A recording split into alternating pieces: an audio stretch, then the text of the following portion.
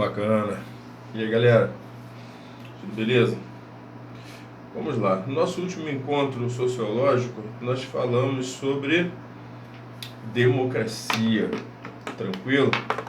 E aí nós falamos sobre a democracia ateniense. E aí eu deixei o cliffhanger, né? Deixei aquela ceninha dos próximos capítulos para vocês, dizendo que nós falaríamos no próximo encontro, esse agora, sobre o modelo de democracia que nós temos hoje em dia, né? Nós temos no período contemporâneo. Então a gente viu a democracia lá de Atenas, que a gente pode, é o modelo que nós podemos chamar de democracia direta. Ou seja, as pessoas, e também pode ser chamada de democracia participativa. Por quê? Porque o cidadão vai lá e ele mesmo fala sobre seus ideais, sobre suas vontades, sobre suas sugestões. Então o próprio cidadão vai lá e fala, beleza? Agora, no modelo democrático que nós temos hoje em dia, é claro que isso não pode acontecer. Não pode chegar cada cidadão, deixa eu falar. Não é assim que funciona. Então, esse modelo de democracia que nós temos atualmente é conhecido como democracia representativa. O que isso significa de maneira prática? A pessoa, né, o povo, as pessoas, né, nós escolhemos aqueles que vão nos representar e falar por nós, entendeu? Então essa que é a parada diferente. Nós temos os representantes do povo. E esses camaradas quem são? São os políticos, né? Que eles têm o poder, né, de representar e, em tese, seria o dever, né, de representar aquela massa de pessoas que votou, escolhendo cada um deles para que estivessem lá. Beleza? Então essa democracia é a representativa. É o modelo democrático que nós temos hoje em dia. Vamos dar uma lida? Vamos lá. Nas sociedades contemporâneas, com suas complexas relações sociais, a democracia política assume formas predominantemente representativas. Isto é, diferentemente das antigas polis gregas, nas quais os cidadãos participavam diretamente das principais decisões da sua comunidade, hoje em dia, na democracia representativa, os cidadãos elegem aqueles que devem representá-los nos processos decisórios da vida política. Sacou o lance? Então, nessa democracia representativa, nós temos os políticos como aqueles que são escolhidos por nós através do voto, beleza? Para que eles nos representem, tranquilo? Então, a democracia representativa é um representante, aliás, os representantes, né?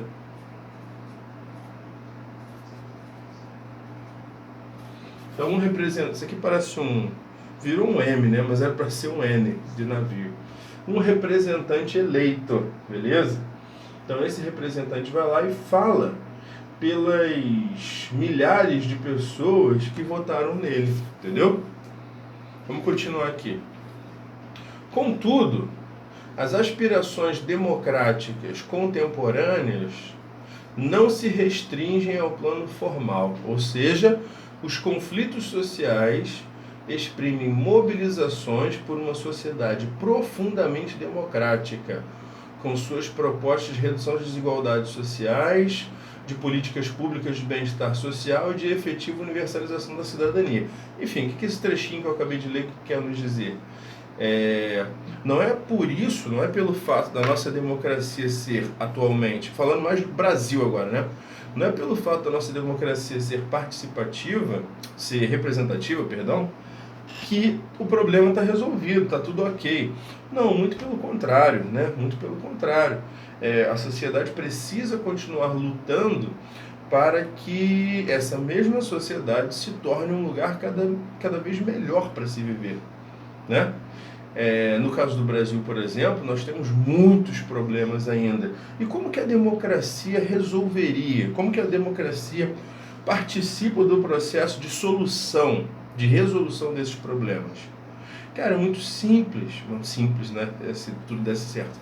Mas a questão é o voto, sacou? Quando as pessoas votam em um representante, né, um político, um candidato, certo? Que promete resolver os problemas que afetam essa determinada pessoa, cara, em tese, aquele problema deixa de existir. O que a gente sabe que no Brasil é um problema muito sério, né? Porque os políticos, principalmente os do legislativo, né? Eles têm muito poder aqui no Brasil, né? Imagine uma classe que tem poder para votar sobre o seu próprio aumento salarial. Isso não faz sentido, mas é assim que as coisas funcionam aqui, né? Então, na prática, a gente sabe que o cara vai lá e faz as promessas. E aí a gente vota no cara porque aquelas promessas dele são importantes para nós. Mas aí depois a gente perde o poder de cobrar ele, entendeu? Por isso que existe um outro modelo de democracia que foi desenvolvido por um camarada da Escola de Frankfurt. Tem vídeo aí, entendeu? Procura no canal, vídeo da Escola de Frankfurt, esse é o nome, certo? Um dos pensadores da Escola de Frankfurt desenvolveu um conceito de democracia deliberativa. O que significa deliberação, JL? O que significa? Bacana. O que significa o verbo deliberar? Cara, significa você, de forma bem grosseira, significa você se questionar sobre um assunto, você se perguntar, você conversar, você pensar. Deliberar significa você participar do processo decisório. Deixa eu achar aqui, ó. O que a internet nos diz? Se decidir após reflexões e ou consultas. Outra, empreender reflexões e ou discussões sobre algo, no intuito de decidir. Então, deliberar basicamente é aquela discussão que a gente tem para atingir uma decisão, beleza? Então, o que seria essa democracia deliberativa que foi fundada pelo nosso camarada Jürgen Habermas, mais conhecido como simplesmente Habermas, que é da Escola de Frankfurt? Cara, a ideia é o cidadão deve participar dos processos de deliberação, ou seja, dos processos de discussão antes das decisões serem tomadas. Então não é tipo, escolhi o meu representante e acabou, ele decide tudo agora. Não, isso é poder demais. Então, segundo nosso amigo Habermas, o cidadão deveria ter o poder de participar, o direito, né, de participar do processo deliberativo, das discussões. Isso seria através de discussões de pequenos grupos, certo? Que as decisões dos pequenos iriam para grupos maiores e maiores até que chegassem na decisão por exemplo, de um governo inteiro, certo? Agora, a questão logística que envolve isso é muito, muito complexa. Imagina um país famoso, né? Um país continental. O que é isso, país continental? É um país tão grande que é do tamanho de um continente. Como o Brasil, como fazer isso aqui, né, cara? Seria possível? Eu realmente acredito que seria possível, sim. Mas, de fato, é uma situação muito complexa em relação à logística. Seria difícil de conseguir fazer isso, entendeu? E precisaria de muita vontade de quem? Dos governantes, certo? Se o legislativo... Gente, estou com alergia aqui, o nariz está coçando. Se o legislativo não tomar a decisão para fazer essa mudança, isso não vai acontecer. Mas aí vem aquele questionamento, né? Será que eles vão propor uma mudança que vai tirar o poder soberano que eles têm? Bacana. Certo? Mas enfim, então essa democracia deliberativa que foi desenvolvida pelo Habermas indica, né, que o povo, né, deveria participar de todos os processos decisórios. Tranquilo? Essa é a ideia central. Então, Habermas, o povo participa dos processos deliberativos, ou seja, das discussões para se alcançar uma decisão, dos processos deliberativos que envolvem a tomada de decisão. E botei tomada, a tomada de decisões. Beleza? Ó. O povo participa dos processos deliberativos de discussão que envolvem a tomada de decisões. Beleza?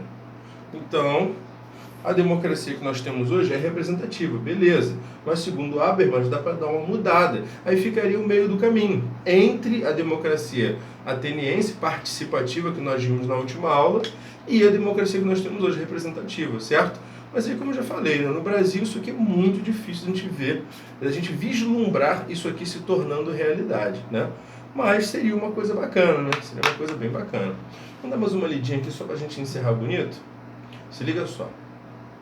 Se as lutas por igualdade de oportunidades e de condições sociais são um aspecto essencial das democracias atuais, o mesmo podemos dizer das reivindicações pelo direito à expressão das diferenças. Afinal, no contexto de sociedades realmente democráticas, o direito à expressão das diferenças é um dado fundamental, pois é exatamente a base de uma visão inclusiva das várias dimensões do conceito de cidadania no mundo contemporâneo. O que é cidadania, galera? Cidadania é ser cidadão, beleza? Fazer parte de um grupo, né? De uma cidade, entre aspas. Então, cidadania é ser cidadão. Para ser cidadão, a democracia é um processo fundamental. Por quê? Uma coisa importantíssima, um direito e, no caso do Brasil, um dever primário para que você seja um cidadão é o voto, beleza? É o direito de participar do processo decisório, beleza? Então é isso aí, galera. Encerrando o nosso estudo de democracia aqui de acordo com o nosso material.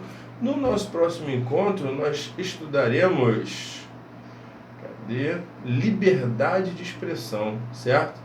Nós estudaremos a questão da liberdade de expressão, que no momento, lembrando que estamos em 2020, né, outubro de 2020, é um assunto extremamente atual devido àquele fato muito triste que aconteceu com um professor na França, né? E o nosso material didático já começa falando sobre... quando fala do capítulo da liberdade de expressão, já fala logo daquela situação do jornal francês, né, o Charlie, né, que teve aquele ataque em 2015, né, uma situação ainda ligada a isso, gerou esse ataque ao professor, né, que acabou sendo morto agora em 2020. Né? Então, liberdade de expressão é o nosso próximo tópico para a gente discutir. Beleza? Valeu, galera. Bacana.